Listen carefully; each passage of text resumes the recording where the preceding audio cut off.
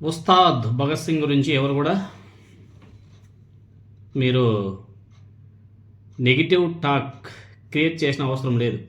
Already అస్సాంకి train ఎక్కేసిందంట.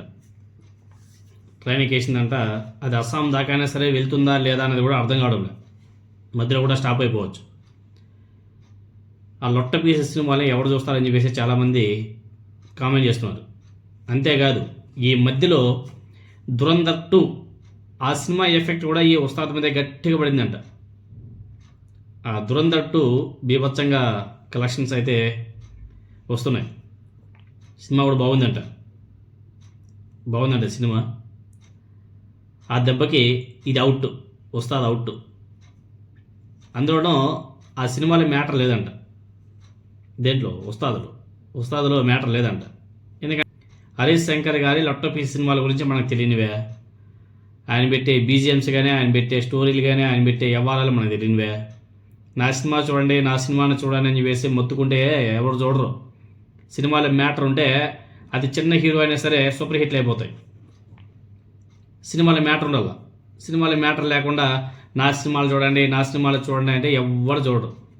ఒకసారి చూస్తారేమో, వాడు వచ్చే ఏం మ్యాటర్ లేదని చెప్పి చెప్పారంటే ఆడికి అయిపోయింది ఆ సినిమా. ఒక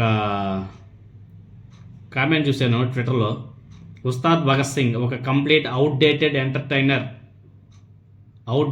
ఎంటర్టైనర్ అనేసి వెంకీ రివ్యూస్ ట్వీట్ కూడా చేశారు. ఇలాంటి కమర్షియల్ సినిమాకు తప్పనిసరిగా out of the box writing అవసరం లేకపోయినా కనీసం కొంత ఫ్రెష్నెస్ అయినా సరే ఉండాలి. కానీ ఈ సినిమా మొదటి నుంచి చివరి వరకు అవుట్డేటెడ్గా అనిపిస్తుంది. కొన్ని ఎలివేషన్ సీన్స్ వర్కౌట్ అయినా మొత్తం సినిమా ఫ్లో లేకుండా వేరువేరు కమర్షియల్ సీన్స్ని కలిపినట్టుగా అనిపిస్తుంది.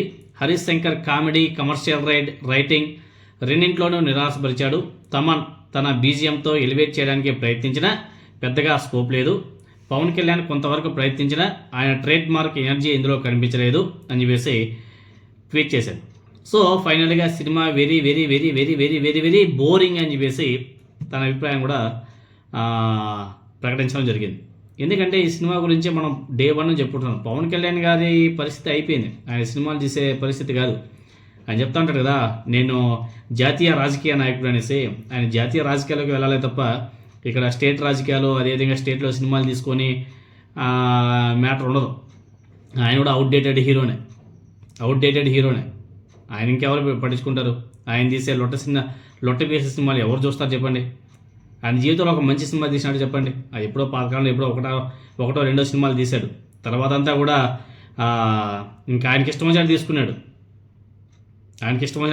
దాంట్లో మళ్ళీ రాజకీయాలకు సంబంధించి పెట్టడం, అది ఏ విధంగా ఇది ఇక్కడ మెయిన్ ఇంపార్టెంట్ ఏమంటే ఆ సినిమా బాగున్నా బాగలేకపోయినా అందరూ చూసేవాళ్ళు. ఈయన ఎప్పుడైతే పాలిటిక్స్లోకి వచ్చి గబ్బులేపాడో అప్పటి నుంచి ఒక సెక్షన్ ఆఫ్ పీపుల్స్ ఆయన సినిమా చూడడం మానేశాడు. ఆల్రెడీ ఇంకొక సెక్షన్ ఆఫ్ పీపుల్స్ చూడడం లేదు.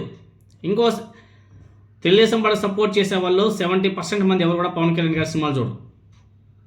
పక్కా తెలుగుదేశం పార్టీకి సపోర్ట్ చేసేవాళ్ళు. పవన్ కళ్యాణ్ సినిమాలైనా సరే, మెగా ఫ్యామిలీ సినిమాలైనా సరే చూసేది ఎవరైనా ఉండారు అంటే అది వైసీపీ ఫ్యాన్స్,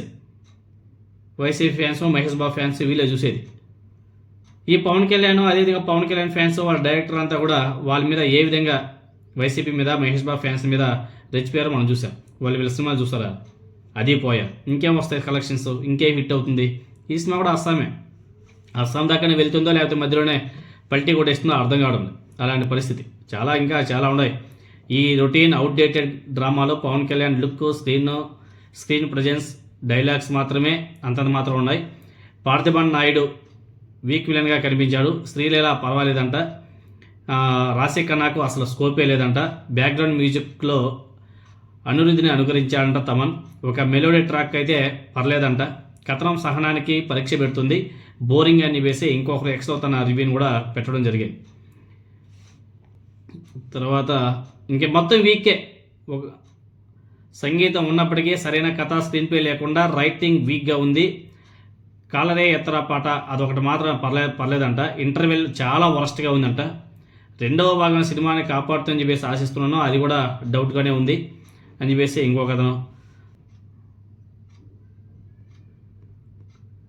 ఇంకా ఆ సినిమా అయితే ఇంకా మనం ఇంకా దాని గురించి వైసీపీ వాళ్ళు ఎక్కువగా కష్టపడాల్సిన పని లేదు, కానీ అది ఆల్రెడీ ట్రాక్ మీదకి వచ్చేసింది అస్సాంకి.